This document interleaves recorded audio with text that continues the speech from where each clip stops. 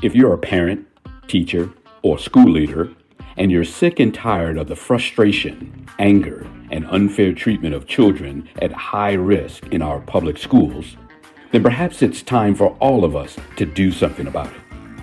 In this podcast, Dr. Amitra Berry brings you tips, tools, strategies, and tactics to build successful solutions while touching, moving, and inspiring all of us to transform our schools so that every child thrives. Here's your host, Dr. Berry. Welcome back, Equity Warriors. Thanks for tuning in to this special episode. My guest today is Marcus Aurelius Higgs, a communication coach for parents of preteens ages 10 to 14. Marcus helps parents show up and maintain a meaningful relationship with their child during these crucial formative years. He works with parents who value doing hard things and want to connect with their tween before it's too late to bridge the gap. With a multicultural background himself, born to a Filipino mother and a Bahamian father, Marcus finds particular joy in supporting families communicating across generational and cultural divides. And we'll hear from Marcus right after this brief message. Today's guest discussion is so compelling and in-depth that we couldn't fit it all into our regular episode. But don't worry, you can hear the full uncut interview on our Patreon page. To access this expanded content and support our mission of promoting educational equity, follow the link in the show notes and become a Patreon subscriber. You'll get exclusive access to this eye-opening conversation and much more. And now, back to the interview. All right, I am joined by Marcus. Marcus, welcome to the show. Dr. Berry, it's wonderful to be here. I'm looking forward to this conversation. I am too. I want to start with your background. You know, in your bio, Yes. I said that you are Filipino and Bahamian. Tell us about that as a child growing up, where you grow up. Give us a little background about you, Marcus.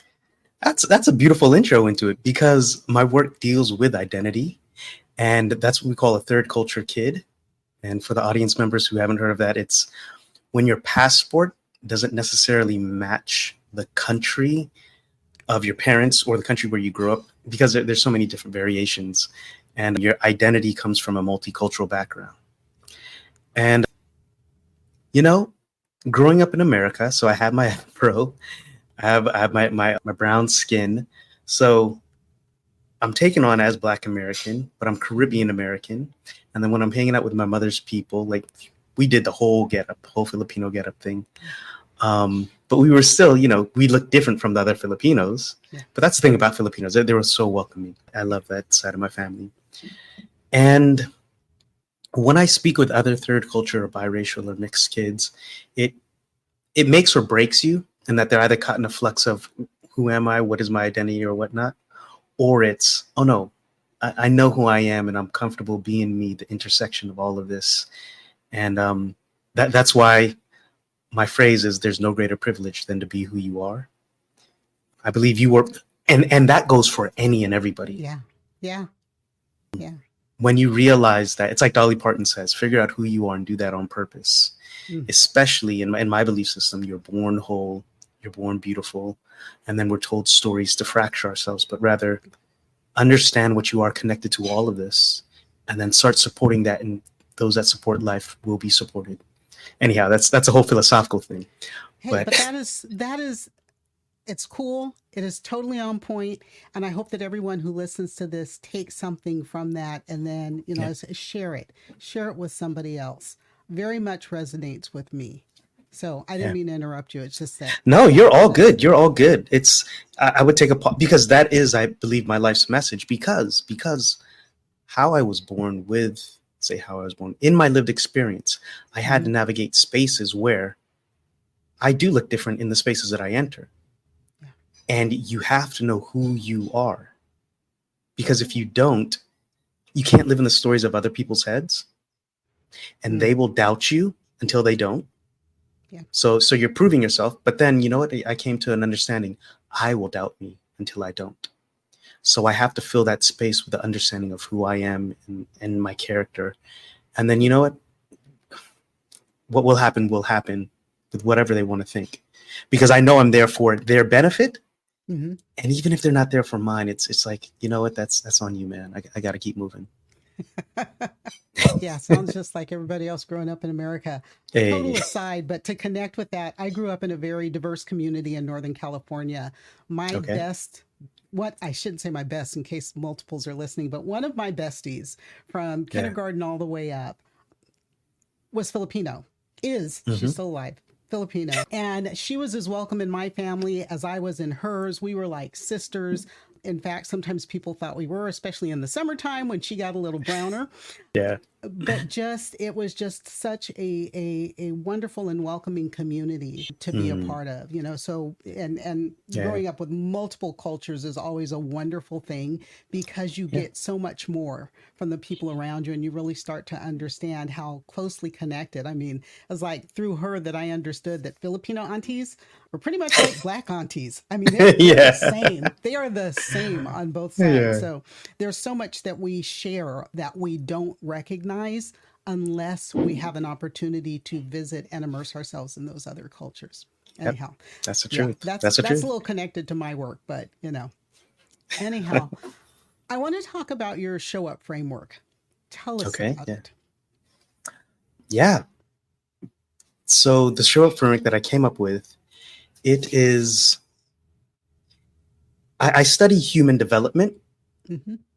and that's what it speaks to. However, I am a communication coach for parents of preteens. There's a specific reason it's a communication coach, and there's a specific reason it's for preteens. My background is in journalism. After studying journalism, storytelling, and so on, poetry is my background. I love words. Um, I was a teacher, an educator. I was a missionary for some time, actually, and I enjoyed the classroom. But sorry, I enjoyed doing my mission work. But then my understanding of the divine expanded. Wanted to come out of that, but I still loved people, right? Or doing what I did in that regard, teaching. Um, Back to the show up framework. In human development, it starts with a strong identity. That's what the S is. H is hold space for collaboration and critical thinking. That's what we do. We solve problems and we solve problems together. O is open up communication. The quality of your life is directly related to the quality of your ability to communicate with yourself and communicate with others. And then W is wonder and explore this world together. That is committing to projects long term, making an effort with sustained inquiry, sustained work in a particular area. And then UP is unveil your potential, which just means celebrate. We don't celebrate enough. Finding joy in the progress, right? Yeah. Looking at what we've gained as opposed to the gap. Now, I said all of that. That's the show up framework.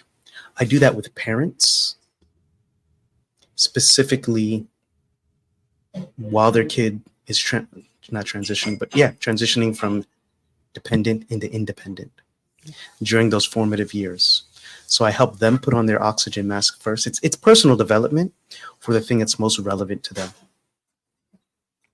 and that is Cool. their kid. Yeah, and the reason I have the background work with kids is because I was a high school teacher, 12 and 9, English language arts, and then for one semester I taught 5th grade, and And it that is a was very wonderful. different experience. A very different experience. Having The taught 5th high graders. school, yeah, I Mhm. taught high school first, and then went down to the elementary. But when I did that, it was like I can't go any lower than 5th grade, and I actually got 6th graders. You know, at the beginning of the Yeah, year, they're like 5th graders. yeah, The end of the year, if you have the range just right, you've still got some very well behaved tweens. I yeah. did teach 7th grade. 7th grade was my very first teaching assignment, and I said, never again in a million years. Never again. It's when I say child led or child directed, like we can do what you want to do at this time. And it could be as small as 10 minutes to 15 minutes to 20 minutes. Could be a walk around the block. Could be going out to Orange Julius after the soccer match every week. Just something I regulated don't know if we where they still know. have Orange Julius. Do they? I haven't seen one in years. I don't know. Maybe they're still in the food court. Somebody tell me. But I personally haven't seen one, I don't think, in about 20 years. But maybe they're still there. All right. Whatever it is, And going to that spot. In Texas, we'd say going over to Whataburger. Whataburger, or it's a ritual or tradition, Yeah. right? And what it is, the reason is, again, Dr. Dan Siegel, a lot of my work comes from him, but it's for the child to know that they're seen, they're soothed, they're safe, and they're connected. And it's giving you that small just moment of ritualized connection with your kid. Okay. You make time for the things you care about. If you have a romantic partner, you have date night. If you have a spiritual understanding, you bookend your days with prayer. Right. You know what I mean? Yeah. And it's letting your kid know I'm worthy of your attention. And then when stuff arises for your kid, sometimes they'll speak to you, sometimes they won't. They are gonna, well, they are gonna cocoon, and Yes. because they're seeking their independence, Right. as well as they're gonna go out into the world without you and without your guidance. But then that you time, if you set it up right, it gives them a space that they know, okay, if I need to say something, there's a window to say it. Mhm. It's not as if I'm never without this window. And Right. plus that window communicates, yeah, I do care about you.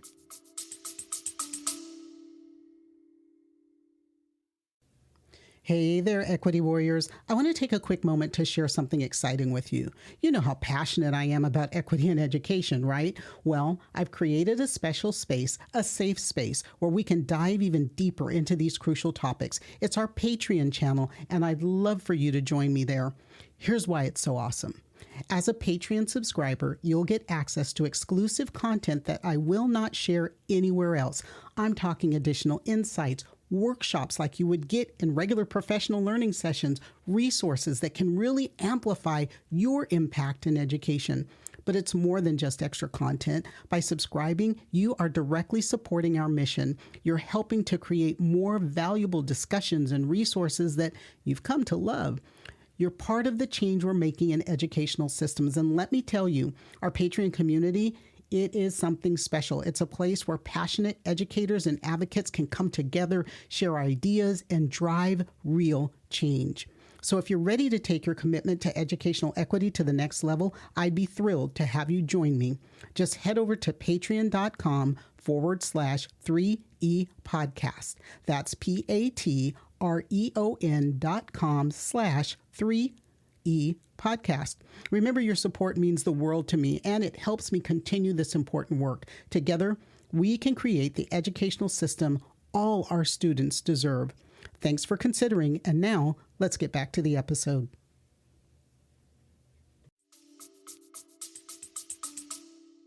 You just said something about connecting with people outside of technology.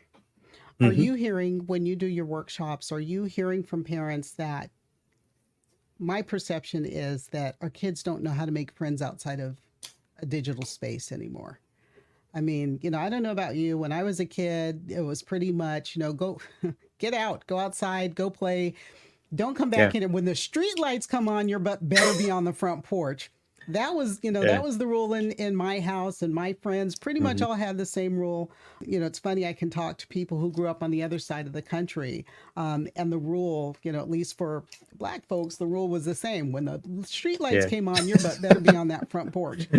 Yeah. But kids now, and I know I even had to almost, I just mandated with my children, summertime especially, you're not going to sit inside and watch TV all day or play video games. That was when Nintendo first came out. And it's like, no, school normally goes from 8:20 to 3:10. So at 8:20, you're going to be outside playing. At 10 o'clock, you get to come in and use the bathroom. That's recess, and you'll get your snack. Then you're back outside until lunchtime. But it forced them into going out and making other friends and finding things to do beyond technology. Is that still, do you see that still as maybe a challenge for parents that you work with? I see it as a challenge that we're already measuring. I see it like smoking. And let me make this metaphor. Okay. Like it's killing us, but we're not aware of it until after the effects of it. Wow. And I'll break it down like this. The loneliness epidemic that we see, I think I wish I could point you to the study. Yeah, it was inside the anxious generation. in order for oxytocin to be released, that's one of the feel goods. You have dopamine, oxytocin, serotonin, and endorphins, right? For oxytocin, you need physical touch and you need eye-to-eye contact. You can only have that done when it's in person. That's one layer. Another layer is we are the stories we tell ourselves. And when we're immersed inside these YouTube videos, inside streams and stories on our phone, one, we're not introspective, so we don't know who we are, but we're forming our identity on the other side of a screen. Mm. And when you're doing that, when that screen closes, the question is, who are you? And you're not able to deal with the stressors of life that naturally come. I'm noticing with Gen Z and Gen Alpha, yeah, they don't know how to interact. And this is not an old man waving my fist, but it's the truth. They don't know how to They feel anxious off of stress that is naturally there of interacting with other people. In the philosophy that I approach life, Stoicism, I do practice Stoicism. It's understanding that I am the safe space. And I know this is age and wisdom talking, because I had to go through stuff in order to get here. But we need to teach them that at a younger age. And the way they can do that is by scaffolding. That's teacher talk, just for understanding where they are and supporting them where they are with what they're trying to get. Right. And then opening up the lesson little by little. Yeah. Yeah. Cool. I love the analogy to smoking. I'm going to steal that. I hope you don't mind. It's yours. It's out in the ether. I don't know. But there's stuff that we take on. Yeah. It rather than steal it. I'll just adopt it. Put it in your pocket. It's all good. That. It's your father in the basketball group, or it's with other parents you trust. Right. Because Dr. Duckworth, Angela Duckworth says, you only need one psychologically wise adult inside a kid's life. And maybe you are not skilled inside that area, but it has to be another adult in their life. Could be a coach, could be a teacher, someone that kid trusts to open up to. And maybe you won't vibe with everything, but you know that you trust them with having that conversation with your kid. So, yeah. So there's really a lot of broad application, even beyond parenting. I can see some value for teachers understanding this content, especially those of you who teach middle school. That wonderful, wonderful age group that I would rather not touch with a 10-foot pole. I always say, it's like I could never do kindergarten. I always said, I love kindergarten. Yeah. I think they're adorable. But I can't carry a tune in a paper sack, so you don't want to hear me sing. And I really preferred for my students to understand that when they needed to go to the bathroom, to raise their hand and ask to go, and not wait until they were doing the potty dance. Hats off to kinder teachers, first grade teachers. And I've worked with all these grades as a coach going into those classrooms. So I know where I do and don't belong. I know what my skill set is. Loved my sixth graders. Yeah. Loved my seventh graders a little bit less. And then I absolutely love teaching 11th and 12th graders. So it's just that, 7 to 10, that grade range right there, 7, 8, 9, 10. Yeah, it's just not my lane. But you know what? There is a special person for each grade group. I know people who taught kindergarten, loved it, and said, would say to me, I don't know how you teach those big kids. I don't know how you teach those little ones. So there is a space. I want to, it's like, I don't want anybody to hate, you don't like middle school teachers. No, I have tremendous respect for you. Tremendous respect, because it is not something I would ever do again. You know what it is? I think, first of all, those are the awkward ages. Yeah. And I say it's awkward if you make it. That because I do not, I'm right with you. I do not I prefer rather not to do 7 and 8, because I love to have conversations about you. That's why I loved 12 and 11. And they're coming right up on the cusp of that, something's expected of me. Like, who am I? And not that they're shaking in their boots, because they can still be rude, but it's water off my back, because I don't take it personal, right? I don't take it personal. And then at 6th grade, again, that's where that transition is. But they start to get goofy in 7 and 8. And I'm just like, dude. Especially the boys. Girls are catty and the boys are just strange. It's, but feel you. it is normal childhood development. And I think Yeah. when we understand that is, it is normal for girls to be cat. We may not like it. It's not pretty, Hmm. and they do grow out of it, but girls are just catty, starting around 5th grade. Usually goes away 8th, 9th grade. And boys are just playing goofy and awkward starting around 6th grade, Well, definitely 7th, 8th, and 9th grade. Um, and it doesn't matter what city, state, country you're in. That's how we know that is, it's normal. It's their normal. so what leads to that awkwardness? And I love this metaphor. If you ever look at a seventh grade, you see some have had their growth spurt, some of Hmm. them haven't. Hmm. They're like young adults there, and then there's this kid who still looks like he's in fifth Yeah. grade or something. Yeah. So they look like gears, and gears that aren't lined up yet. So Right. it's a machine that's just all wonky, and the gears are scratching against each other. They're shifting friends. Hmm. Some have come into understanding of their body, some haven't. Yeah, it is, yeah, awkward Yeah. all around the globe at that Yeah. age. Beautiful, but awkward. I'll leave it at that. Um, yeah, I'm not even going to go there. I want to get to a deep wrap. Sure. Everything we do, you do, I do, we do this because, or I'm assuming we both do this because there are things that we know need work, right? When I sign off on the show, I paraphrase Angela Davis, Dr. Angela Davis, who I always say is one of my sheroes. And she said, I am no longer accepting the things I cannot change. I am changing the things I cannot accept. I know for me, there are many things that I cannot accept about public education. So for Okay. you and what you do, what is that thing that you cannot accept? We know what you're doing. Today's guest discussion is so compelling and in-depth that we couldn't fit it all into our regular episode. But don't worry, you can hear the full uncut interview on our Patreon page. To access this expanded content and support our mission of promoting educational equity, follow the link in the show notes and become a Patreon subscriber.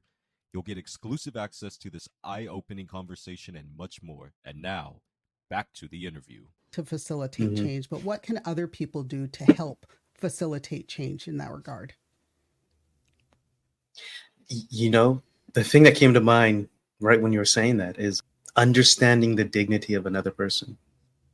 I'll say it in a very global sense, and then I'll say it in a very individual sense. When the colonizers went down to Southeast Asia and to Africa, they would see these people, these swaths of people, and say they have no virtues and they have no values. Yeah. Right? Yeah. Virtues and values are with all humans. Mm-hmm. Virtues are what we're doing for the well-being of the community, what we're doing for the well-being of ourselves. That's virtues in action, VIA. You can look it up. And then there's values, just means what's important to you. Some people it's family, some people it's finance. People have different values. But when you can look at somebody and understand they have virtues and values, they're having a shared human experience, hold them in their dignity. There will be things that you don't agree with them on, and I promise you that. That's where the rub is. That's where we get to understand who we are. But we can still be dignified and disagree. Absolutely. And Oh, I try not to say there are things that I won't accept, because I understand I have to accept it for what it is in order to work with it. And I get the quote. I understand it. But if there's something that I would like to not accept, it is people who do not see other people in their dignity. love that. Love that. Just want people to hear that and let it sort of sink in. How can people reach you? We'll get your contact information down in the notes, Sure. but I want you to tell folks, how do they find you? Social media, books. Tell us, where do we find you? Marcus Yeah. Aurelius, the great philosopher. All right. Can you hear me? MarcusHiggs.com. That's where I am. Okay. And I hang out on LinkedIn. You'll see me post there and do my workshops in public, as then I refine them to bring them onto the platform. But I'm not so much on other media. You will find me there. I usually don't accept people unless I've spoken with them directly. But I understand. yeah, but MarcusHiggs.com, that's where you'll find me, or on Okay. LinkedIn. And I will connect with you on LinkedIn. And so the people who follow me might be a little bit easier for them to follow you. So Marcus Aurelius Higgs, I want to thank you for joining me today. I've loved this conversation. I would say this is going to sound a little weird. I almost wish I had kids again so I could try all this stuff with them. But I'm way too close to the end to start that stuff over again. And our other two children have promised us there will be no more grandkids. So we've got the one, he's almost 17. We're done with that stage. Done with it. I can tell you after the shut up, but the happiest time of people's lives, do you know when it is? When's that? When the kids leave home? It's at that empty nest stage where they're gone. You still have enough of your health and vitality. You have enough disposable income to do what you got to do, make your mark, and that's when you're happiest. You can start leaning into you. We always tell our kids, our adult children, no offense, but we are so glad that you guys are gone and that you don't live anywhere near us and don't try and come back home. Equity warriors, whether you're a parent or not, I want you to think of a parent, a grandparent, a caregiver, maybe a grandchild or niece or nephew, anyone that you know who has or is caring for tweens.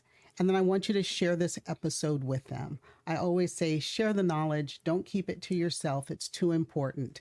And then join me again next week. We'll be back to our next topic related to Project 2025, taking that deep dive. So don't miss it. And if you've got a question, a topic, a request, something that you'd like to have answered, or if you know someone else who needs to be on the show, text me. That link is down in the notes as well. And as always, don't worry about the things you cannot change. Change the things that maybe you're not willing to accept. Paraphrase just a little bit. I'll see you next time. And that's a wrap for today's episode of the 3E Podcast. Now, here's how you can make a real difference. First, smash that subscribe button. It's free. It's easy. Just do it.